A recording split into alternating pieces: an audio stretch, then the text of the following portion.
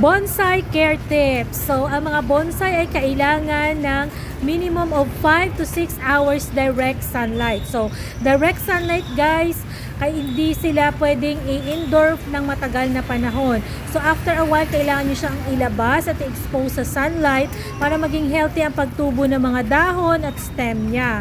At kailangan din constant yung watering nito. Sa atin na tropical country, mainit, lalo na pag summer, kailangan mo siyang i-water ng 1 to 2 times a day.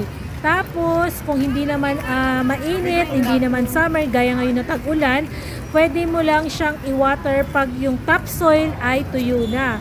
So, pwede kang maglagay ng mousse at actually, nire-recommend na maglagay ka ng mulching or mga grass sa taas para hindi mag-evaporate agad ang water na dinilig mo. Tapos, ang mga soil mix nito ay kailangang well drained.